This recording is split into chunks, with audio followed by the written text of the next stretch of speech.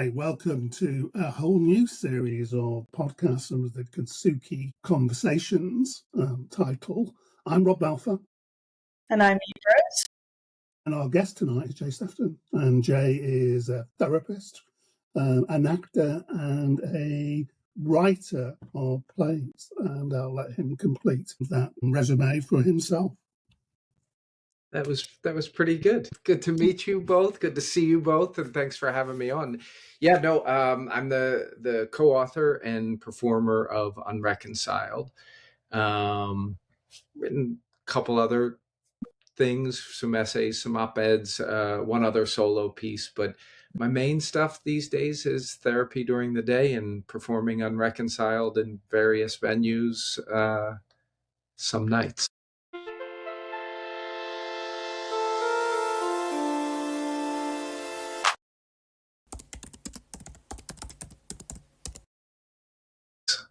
Yeah. So we're really glad that you've joined us, because we were connected by some other creative people who were the directors of an amazing documentary about male survivors many years ago, which was Men and Boys, Boys and Men, if I remember correctly. And they introduced us to you because you were looking to come to England to, I think it was to go to the Edinburgh Film Festival. And you wondered if there were any opportunities to kind of network into England to bring your performance, which you'll tell our viewers, our listeners about in a second, I'm sure. And from that point, we've had a really interesting conversation about activism and how we use activism, in your case, using performance art to actually bring a lot more awareness to the public about lots of the issues that, in particular, male survivors face in our world across cultures. Yeah, so we have brought Unreconciled to Belfast, Northern Ireland twice. We were there in summer of 2024 as part of the Féile Festival, and then got asked to come back for the Belfast International Arts Festival the following year at the Lyric Theatre. And you know, there was the thought of this coming year going to Edinburgh Fringe, and that's when we started talking, which I'm so glad that we did, because we will be coming to Bradford in September. And the play is my own autobiographical story of really, there's kind of two major braids to it, of being cast to play Jesus in an 8th grade passion play by a parish priest who was later defrocked in large part for the abuse of the kids playing Jesus, and my experience navigating a victims compensation fund that was set up by the Archdiocese of Philadelphia. And so the real inspiration for writing the play, I'd written a couple op-eds about what goes on in the state of Pennsylvania specifically, is for 22 decades plus. There was a grand jury report that was released in 2005 that had 4 specific recommendations for statute of limitations. The one that's never been done is the opening of a 2-year look-back window for survivors whose statute of limitations have run out, to bring their cases to court. And I fall in that category. And so, I've paid attention to it for 15 years. It looked like it was going to change in 2021, and the legislation was moving through. It was the night before it was going to get voted in. I logged on to look and see, hey, what happened in Pennsylvania? Is it going through? And it fell apart in fantastic fashion again. Now, I don't want to get too far in the weeds of the thing, but the Catholic Church and the insurance industry has lobbied politicians to block the legislation. So this thing fell through, and I didn't know what else to do. Op-eds didn't feel like enough. And I thought, I knew the solo show form from having done them before. Before becoming a therapist, I had 25 years of pursuing acting. And I was like, all right, let me see if I can write a story about this. And that was the beginning of doing this, of writing it. Now, I could have never imagined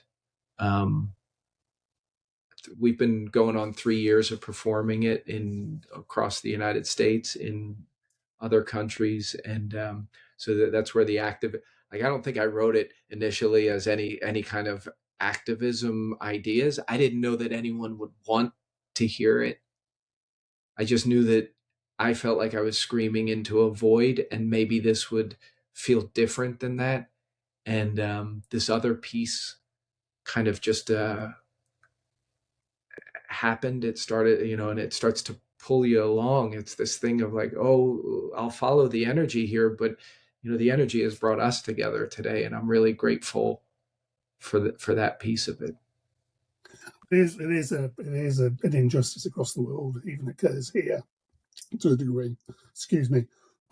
With you call it statute of limitations, as a similar kind of process here.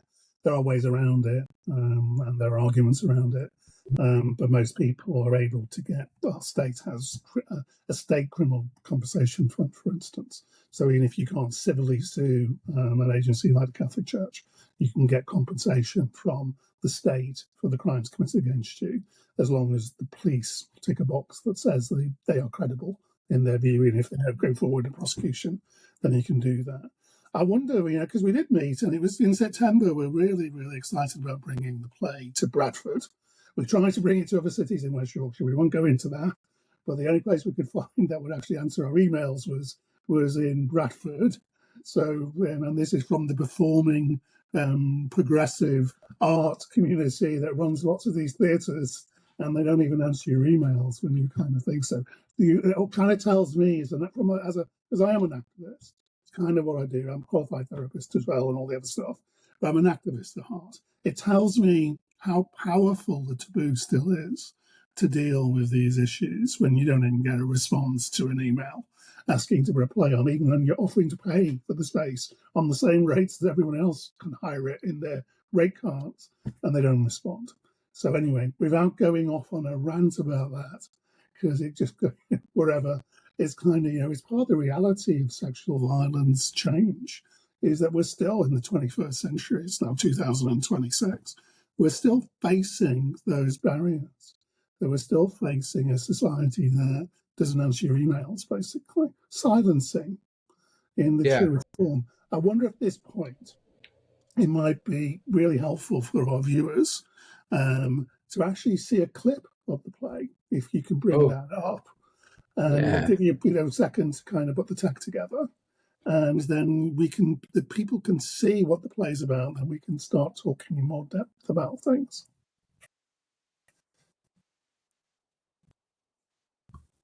My gut tells me this is just another effort in a long history of damage control and managing losses. There's one more way for the Catholic Church to not take responsibility, wrapped in the guise of taking responsibility.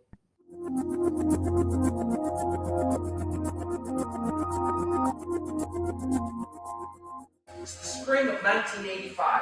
I'm 13 years old and sitting in Sister Marian Paul's class. Today, we will elect someone to play the part of Jesus in the 8th grade Passion play. Father Smith's hair is white, although he seems younger than my parents.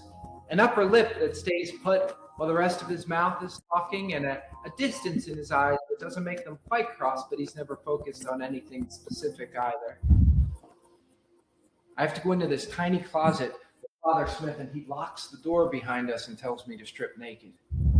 He takes groups of us to play racquetball at a fancy club in Springfield. I don't think it's fair to be here judging me.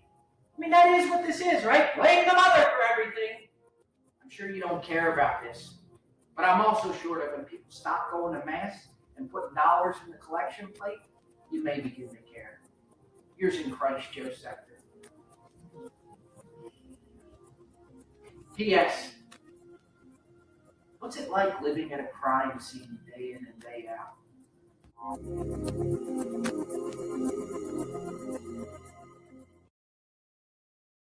Great, thank you very much. I think that really kind of focuses the conversation, doesn't it? What is it? And you're an actor with a great deal of presence on the stage. What's it like to hold a play just on your own when you're dealing with a subject that's so close to you personally, and you kind of looks like you're portraying lots of the characters and individuals who surrounded you as you journey through that process, trying to make sense of something that is, in many ways, the injustice, as you've rightly pointed out, around statutory limitations in the United States. Well, for me, it's so, it's a little different today, my answer, than it would have been 3 years ago when like I did it for the first time. The first time was just like shot out of a cannon, train leaving the station, like, oh my God, is this a terrible idea? And doing it. And so, I'm more comfortable with it now.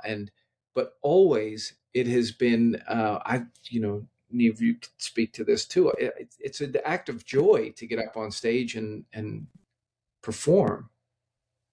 And I think it speaks to the creative process of what it can do, how it can act like alchemy. You take something that's a very base material which is the subject of what we're talking about here, run it through the creative process, put it in front of people to say, this is my story, and have it come out the other side as an act of joy. Like, I love playing these characters. I love interacting with the audience. That's the other, I'm not really, I might be up on the stage alone, but in the theater, the other scene partner is the audience, and they're different every night. So it's always fun to go out there and kind of feel what's this audience, who's this scene partner. And, I just got back from doing it in my hometown. I had 5 performances right up the street from the church that everything happened at, in the bar that I grew up going to. Those were a little different than your average everyday audience. That one had a like, oof, this is kind of heavy. But even those were acts of joy. I find great pleasure in performing the play. That's really wonderful.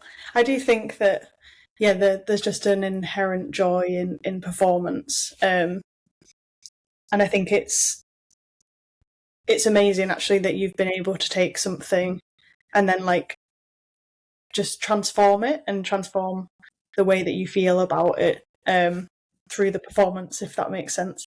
What has the response been like because audiences are different every night, and sometimes I think it can really impact the way that you feel about a performance as well. But is there any what's the response to the play been like? Has it been different in different places? Has it been really positive? Has there been negative things?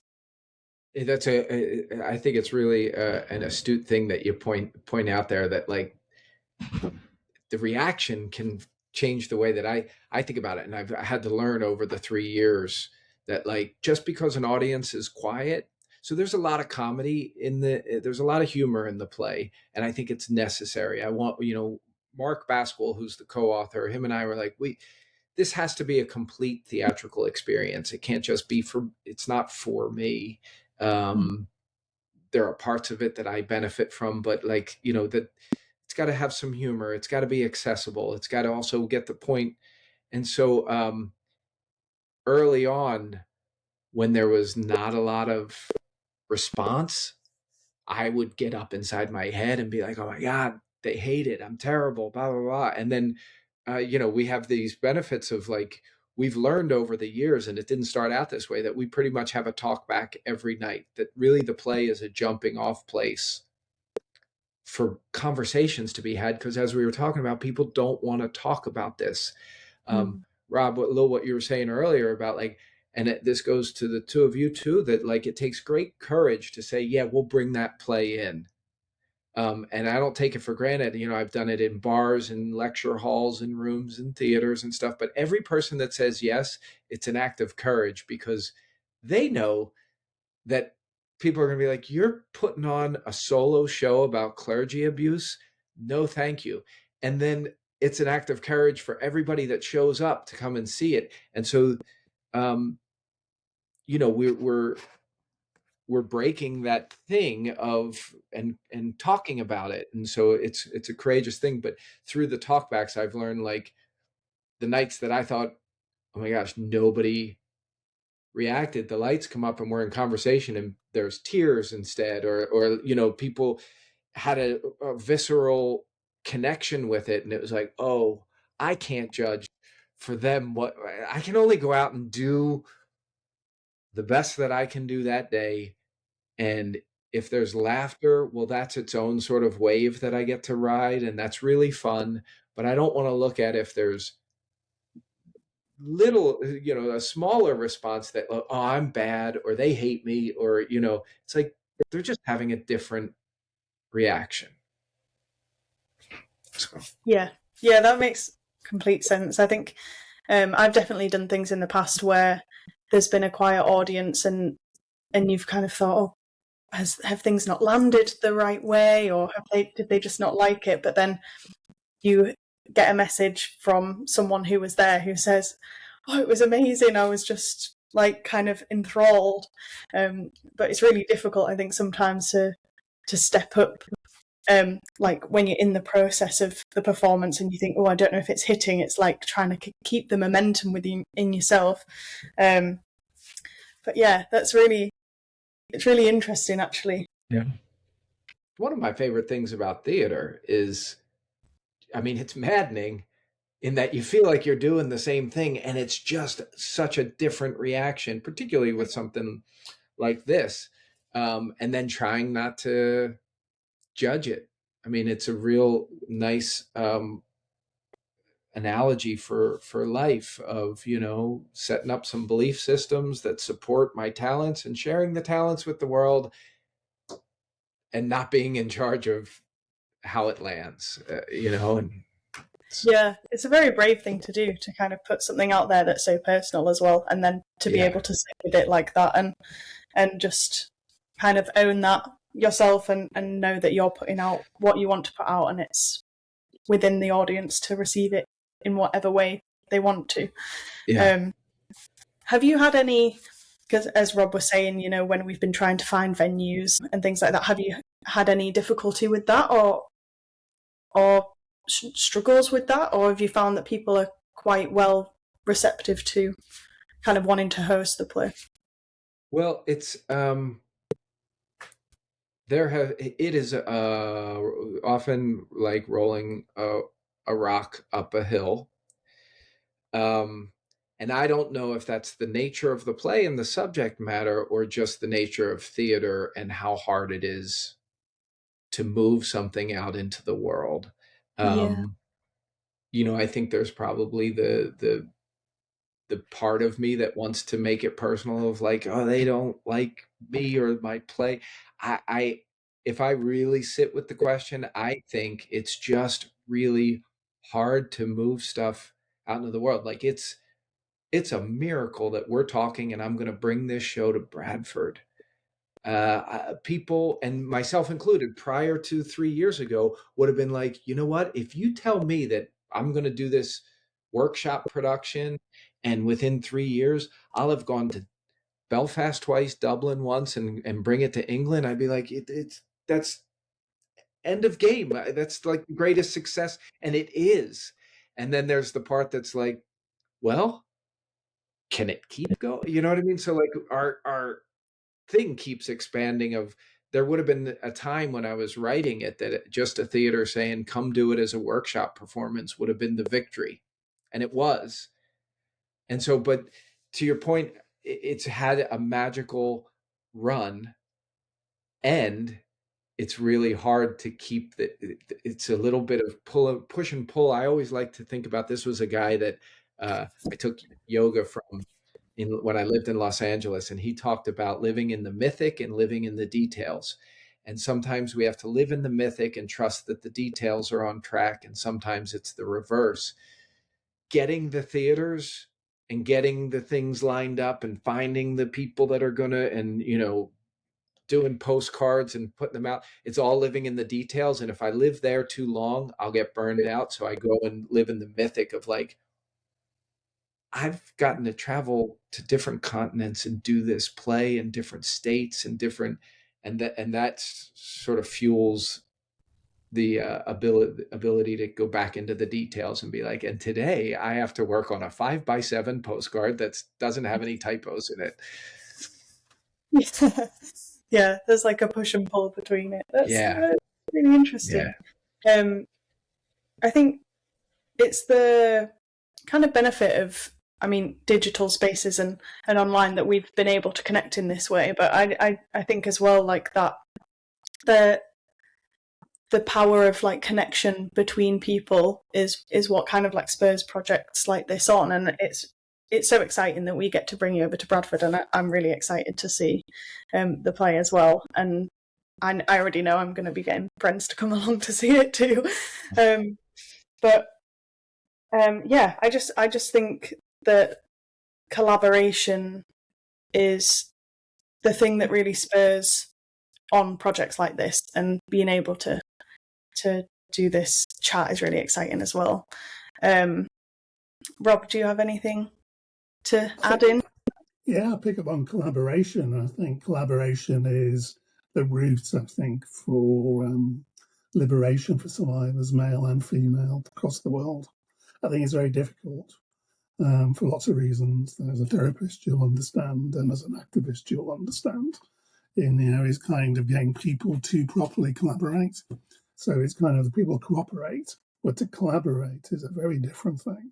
It's what actors do, though, isn't it? That's what you do on the stage. Is you're not cooperating on that stage. You are collaborating. You are really sharing. And I'm not an actor. The last performance is strangely, the last performance I did at school was two. I only ever did two at school, sort of in wherever. Chose me to be Pontius Pilate, and the second one they chose me to be the centurion at the crucifixion. So read into that wherever you want to read into it. Those were the two roles that I was casting. But but I always remember acting as a very nervous thing. You're kind of constant tension. You're going to forget your lines. And when I played Pontius Pilate, I had quite a few lines, obviously, when I was speaking to the Messiah and doing stuff. Less so for the centurion, I think. But it was nervousness. But when you're bringing yourself and you're collaborating with your own recovery in many ways, and the audience, and bringing them into that recovery, you really have to be very aware of yourself, don't you, to make that safe, I think, because you could pick up on all of the nuances that are going on in the audience and their responses, even though you're blanked, aren't you, because the lights are stopping you from seeing the faces of the people in the audience until the lights go down or up or whatever happens. Yeah. That takes so much courage. It takes courage to be an actor, but to be an actor exposing your own lived experience and a reflection on the world and what you've seen and other that takes a lot of courage to do that in front of an audience. Well, I appreciate it. It's really kind of a complicated. I mean, I know it's not for some people. Some people don't experience the nerves. I do. I'd taken about 6 or 7 years off from acting because I went back to school to get the degree in therapy, and I was trying to get my hours, build a private practice. And 3 years ago is when I started getting back into theater. Now, I did some hypnosis with a wonderful person that was doing hypnosis around stage fright, because I was like, I don't know that I can still do this. It was a kind of a profound experience, and I've had more fun acting in the last 3 years than I had, because I would get tight and I would try and demand something out of it rather than allow something to happen and then crawl up inside the present moment and get curious about, what's this going to be like, collaborating with the present. So yeah, I think it's hard. And then, and one of the characters in the play is the voice of the false self, right? And that voice can be very punitive, but it can also be the voice that's like, drives me out onto the stage and says, no, you know what, we're gonna just go do and do this thing, and like, so I think sometimes it's like whatever it takes to get it done. Sometimes sometimes I think right before going on, I will be dead in definitely less than 100 years. less than many more, every year that my number gets a little different of what I say to myself before going on stage of like, you're going to be dead pretty soon. None of this will matter. And so go and do the thing. Yeah, it's scary. And yeah, and go and do it. And your point about collaboration, I love collaborating. I mean, it's why, when Mark, the co-author, a lot of people are like, you're going to bring somebody in on your own story, but I love it. I find it is a corrective emotional experience of finding the people that you can trust, that show up in the way that like you show up and want to show up. And some of that takes negotiation and stuff, but it's been wonderful. It's about trust, and it's about the freedom to believe that you're greater for the whole than you are as the individual. And that's what I think acting does as well when it's at its most profound, is the single actor or the assembles, the actors, is they collaborate either with themselves or with the other actors to bring something profound to us. And that's why we love performance. That's why we love music. So we love that creativity, because it's bringing that power together of you kind of doing. That's my kind of potted version of where I think collaboration is, and it's how I see collaboration with activism for survivors. Is that we are greater by being together than we are by being separate, and that's the power of collaboration. So that's why I liked when you connected to us, is the first what can we do to make that happen? And that's a different, how do we collaborate to make that happen? Because it would be really interesting to do. And how do we make that occur? And how do we share it so other people can collaborate with it? So that they can build up a collaborative collective force to use your personal collaboration with your own experience and your own reflections on that to bring that to a wider audience together. And that's how my mind works in collaboration. And I think activism is a creative process. It's not a painting, it's not a draw, it's not a song. In activism, in this case, is a change process, and that's a creative process. So that's why I was really infused by the connection that came through. And here we are now chatting about it, which I think is really cool. Yeah, for sure. And, and seeing the different things that everybody brings to it. I have had lots of conversations over the last 3 years of like certain people's activism is going to look different than other pieces of activism. But if the goals are the same, it's like, yeah, we need the bass, we need the drums, we need the, and they just all serve a little bit of different thing, but it's all the same tune we're singing, just to extend it a little further. I was reflecting, because lots of us are quite open about our activism, and we're quite strong about it. So we project our activism into the world, and we speak truth to power in a very direct way.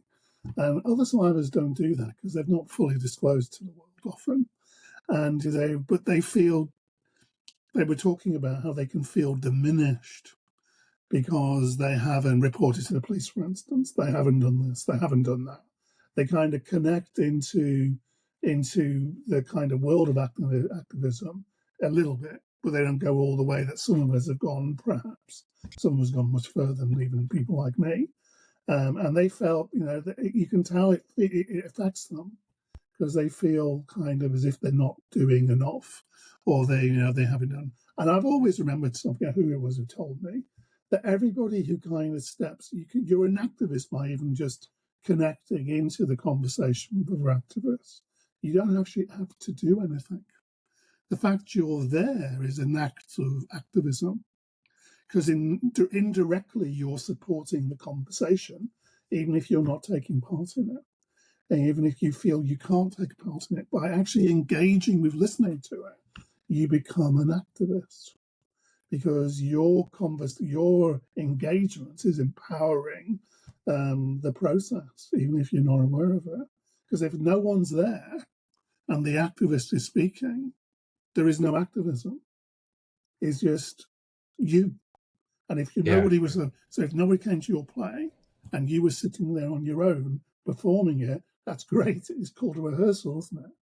But it's not activism. It's not, your activism is diminished because you can't speak to the audience.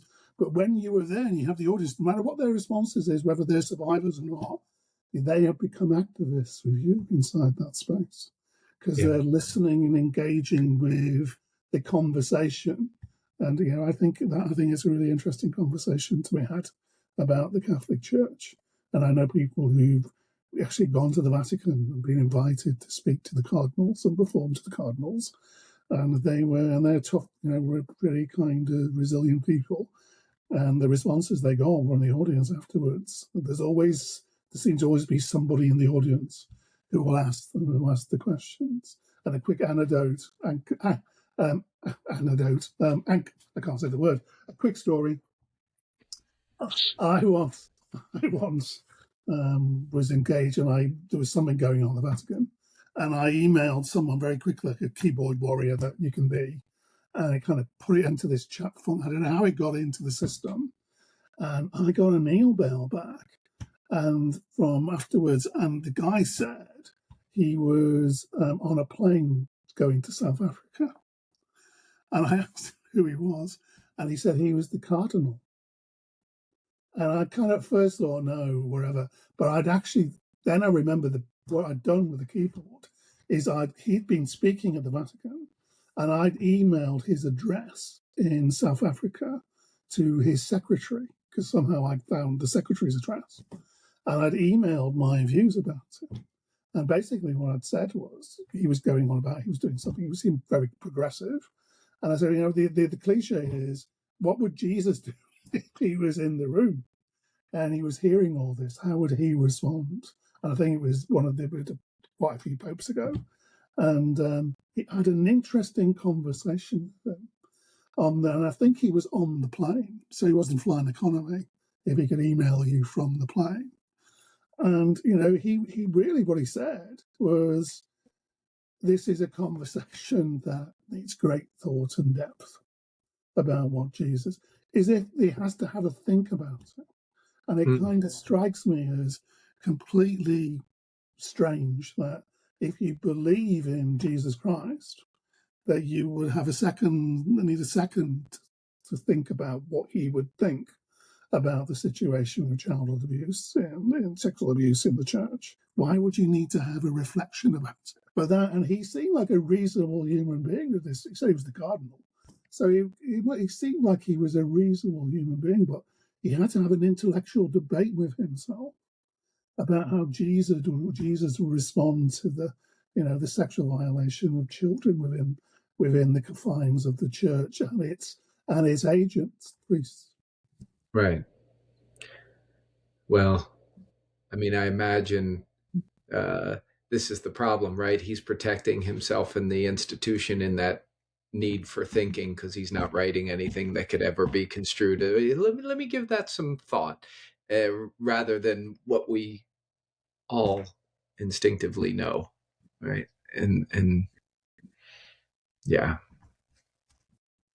It is interesting, isn't it, how they've wrapped themselves in the institution and they've forgotten to wrap themselves in the very simple words of, they were given by that very simple man in many ways. Yeah. And he was surrounded across the world by other simple men who were, I'm sure there were females out there as well who were involved as well. So then we've kind of rooted it into males, where I suspect a lot of the roots of all the thoughts that led to Christianity and led to, a lot of the religions that exist, Buddhism, Confucianism, there were women involved deeply as well as human beings in those conversations. It wasn't just men. And I think, they all root to the same place somewhere, which is simple reflections about what it is to be a human being. And it just amazes me that they have all that power and all that. Power corrupts. It's interesting what power does to people. The Catholic Church, tell me about the Catholic Church and how it's responded.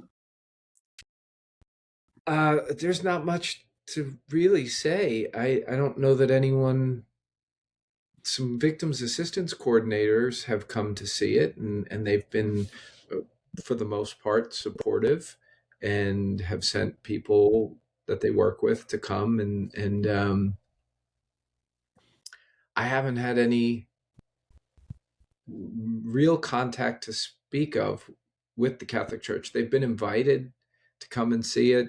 Uh, I'm not aware of any priests that have been there, or now there's been a lot of, I mean, this is the thing too, right? The Institute, and look, I don't know, maybe they just don't know about it. I did get somebody from the Pontifical Society for Safeguarding Children had reached out long early on, and they were very nice. And I said, I'll come and do it anywhere.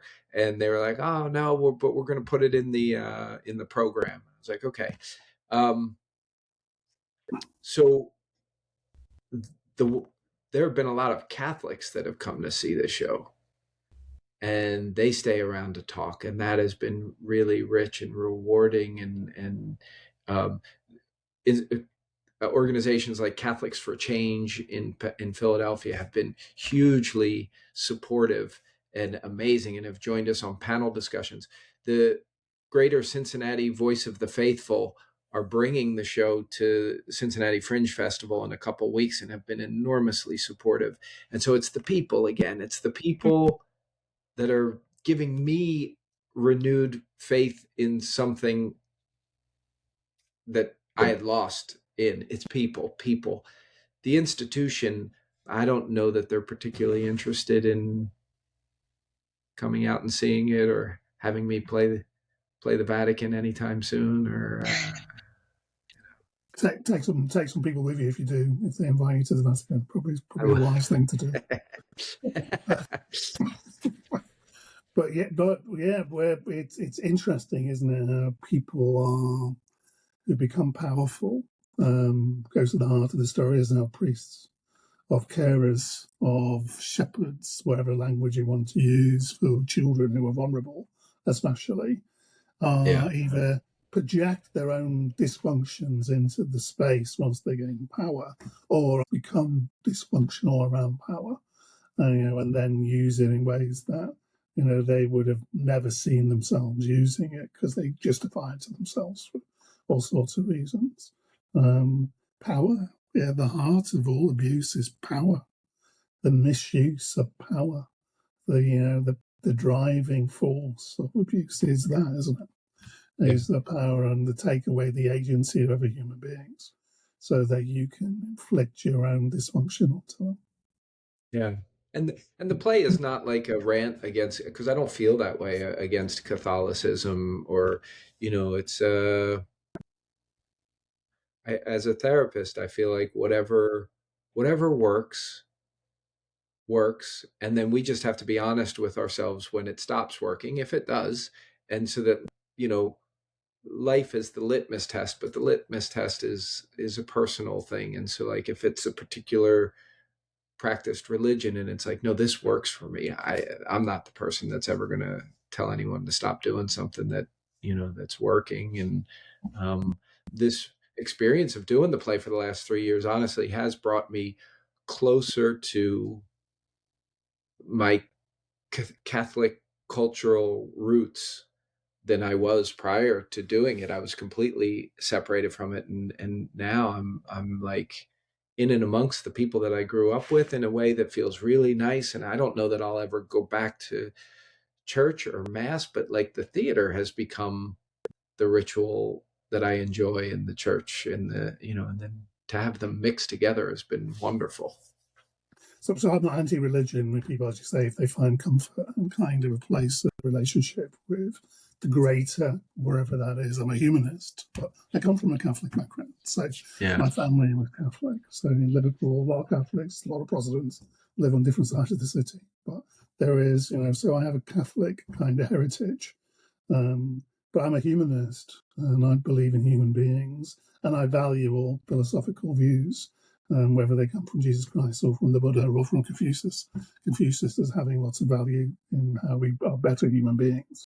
I think that works for me. So I'm interested, because over the years I'm actually familiar. I was around Boston around the 2005s and things, when a lot of the inquiries were going on into the Catholic Church, and reports were being issued about all the issue, and you had the TV and the exposure in the newspapers. I forget who the journalists were, and then you had the film that was made from that. So there was a movie made from it, wasn't it, a few years later? So it was an explosion of reality for society to see this systematic abuse of children across a landscape that was meant to protect them in the most profound way. So your play brings lots of power to people in relation to kind of telling the truth about that experience in a real connected way, isn't it? It's not divided by stories in newspapers or reports.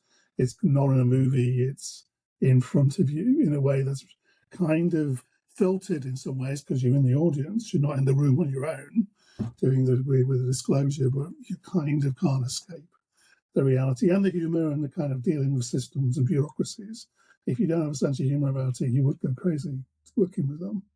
So so it's all of that. Neve, did you grow up Catholic or? I haven't grown up with any religion, so I don't really see myself as religious at all, to be honest. I mean, I'm not. I don't have a very strong opinion of it. I know what I believe in for myself, and that's just that life is life. But yeah, and I think you've kind of touched on it, because I was going to ask if your relationship with religion had changed because of the play, which you said you've kind of like reconnected with it, which I think that must feel very positive for you as well, to have been able to kind of redefine it for yourself.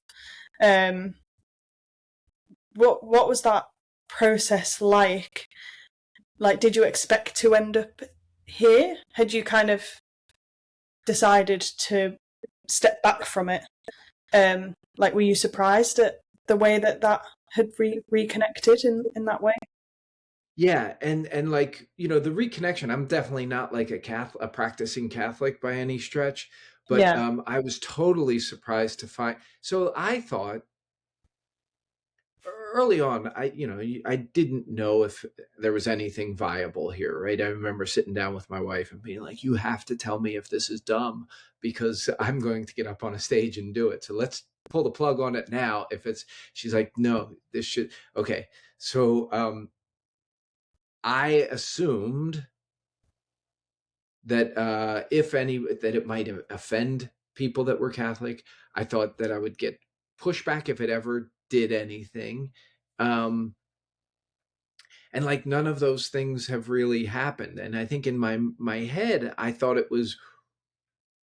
I was being way more. It kind of gives a little bit of a window into the what I consider like Catholic well-behaved, Catholic obedience.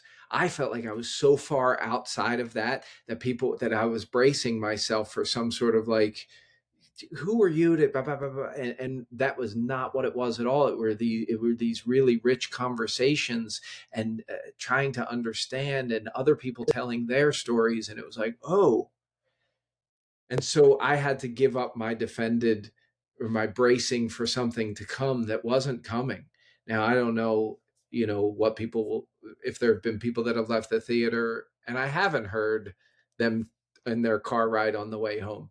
But by and large, it's been hugely supportive, and it's just softened my stance around like, well, there's nothing to people generally want to hear other people's stories and see and be there for them. And then there's this great thing that happens in the theater of a space of vulnerability opens up. And generally people want this. It's why the Greeks used theater to reintegrate people back into society when they came back from war. It's like, we want to understand and hear and listen and be heard, and the institution may not be interested in that, because it has something to protect that is outside of whatever, like we were talking about, outside of faith or the spirituality or the spiritual part or the part that's human or the part that life is life, which is inherent in, I think, most at the core of most the beginnings of religions. So I just didn't expect to have me come forward. I was expecting to brace. Yeah, that's really great that it's been such a positive response as well. Like you say, you don't know what conversations people have had on the car on the way home, or they might not have said. But and I think that's the thing, isn't it? Really, with I guess I think religion is quite stigmatized. I'd say it is, especially in the UK. Like we've moved quite. I mean, I don't think many people actually practice religion, and I think religion itself is there's nothing wrong with it. It's the kind of appropriation of religious teachings that have been used then to enact horrible things through institutions. And I think whatever faith people choose to follow or whatever faith they have, that's the important thing, isn't it? And then to be able to connect with other people through that, and to be able to share your story, and for other people to be able to share theirs, it's a thread that can kind of connect people the same way, like we say, that kind of community. I think, well, that's something that is inherent in faith and in shared religion is community, and that's where it can be really positive. Yeah. Yeah, and I think in some ways that's what what I've found in the theater too, because my sort of leaving Catholicism does really coincide with finding theater. I was a little older. I mean, I'd done this play in 8th grade, always wanted to be an actor, and then didn't. So I was 13, and I didn't go back to it again until I was 22, and found this wonderful community that felt like some of the really good parts of the community growing up. And it's fascinating to hear you talk, because right, we sit in different generations, and there is this moment, and I think, look, there's probably little moments all over the place, but I think that Boston Spotlight series in 2002 is this before and after thing of, like, and even being back in Havertown these last couple of weeks, it's still a very religious town. Like, right next to the bar was the St. Jude shop where I worked I worked in the St. Jude shop, which was the largest religious goods store on the East Coast. And it's still there, and it's thriving. And I was in high school working there.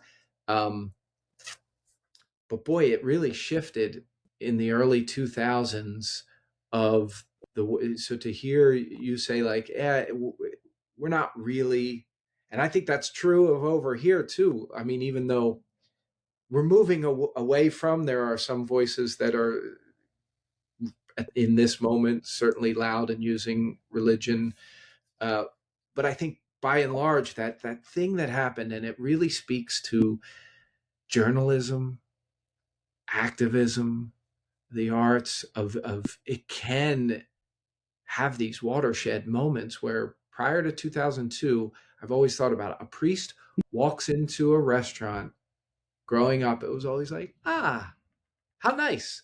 Fathers, post 2002, and this is just a collective thing that a priest walks in, and it's like, it's just a different vibe now. And I feel bad for, there are some good priests. There's a lot of good priests. This isn't the majority of Catholic priests are doing this. It's not. So, I mean, I feel bad for the ones that, but I mean, it's enough that, like, they got to look at themselves and try and figure out what's going on there. But these moments can happen where it shifts. And then I think, you and I kind of sit on either sides of that cultural shift, which is really fascinating. Yeah, I mean, I used to sing in my local church choir just because I like to sing and perform, and my stepdad was the organist at the church as well. So I used to sit in Sunday services, probably not when I was younger, but in my like late teens. And I think it is that sense of community that is so important. And I think we're lacking that actually in modern society. Is everybody, we have digital community, but we don't have the community that we had. I mean, I don't know my next door neighbours. I live in a block of flats. I'm surrounded by probably 100 people, and I don't know any of them. And I think that's the lovely thing about having somewhere for people to congregate in that way, and have like a shared belief and faith. And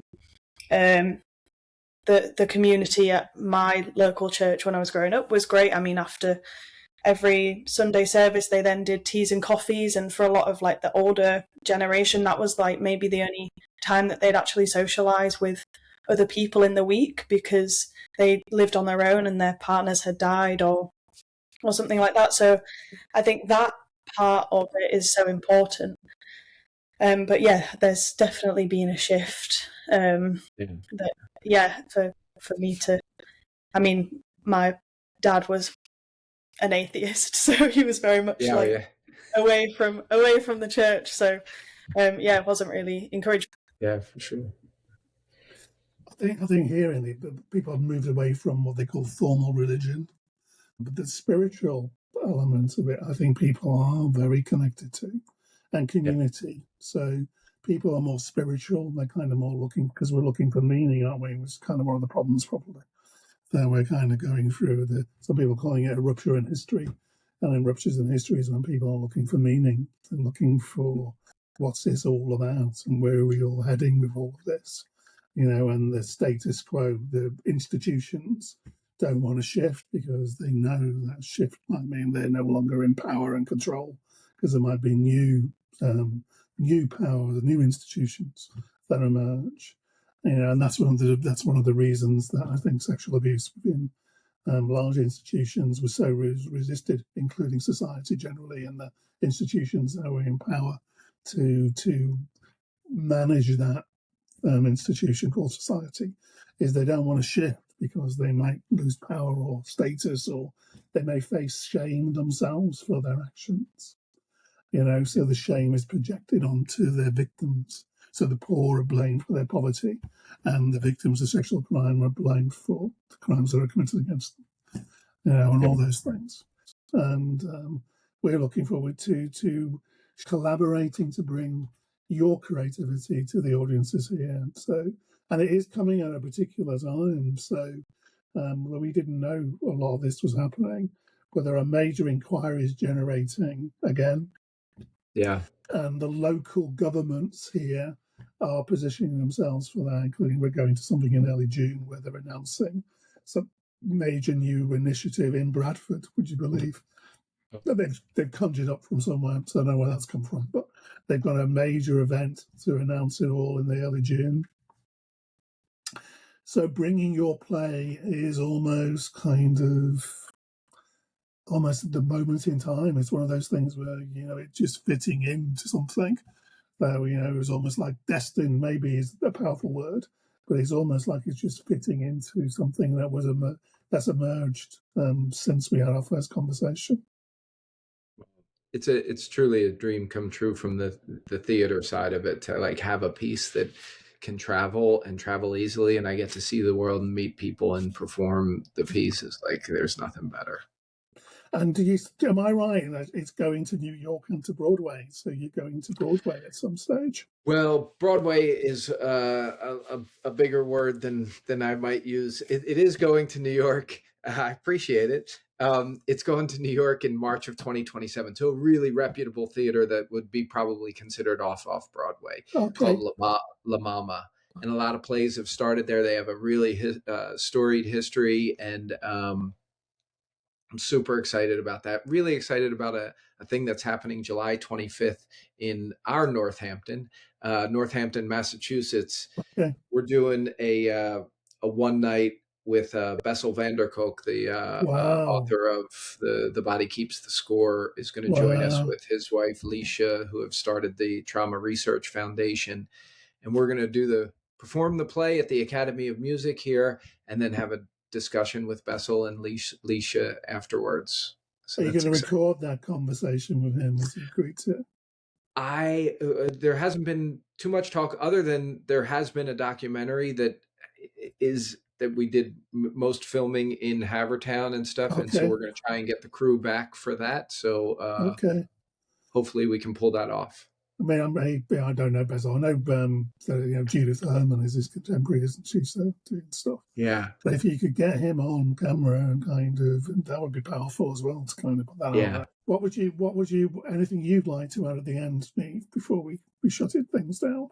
No, I don't think so. I mean, I was going to ask about anything that had developed from doing the play, but you mentioned the documentary already. If there was anything else that's kind of developed from it, it might be interesting to hear about that as well. Yeah, the documentary is kind of big. We're just coming off the heels of this run where that was like the major photography, and it went very well, and interesting people sat for interviews, and we're doing that. And then we've got, this handful of shows over the next year, and we're working on, but I mean, it's early days for trying to put together a treatment for a film. We'll see. I mean, it's early days. There's been nothing written yet, but there are ideas out there. So Netflix is a very hungry machine, so I wouldn't give up hope. There was upon a time before the age of Netflix, it might have been a big mountain to climb. Now they're very hungry for lots of content, aren't they? So the hope that the mountain might be a bit less for you, hopefully. Let's hope so. Than it was before. So on that note, I'll say thank you very much, Jay, for joining us this evening. We're very much looking forward to seeing you in Yorkshire in September, and to do a little bit more of the change making that's necessary in society. On that note, I'll say thank you, and thank you, Neve. Thank you, Neve. Thank you, Rob. Thank you.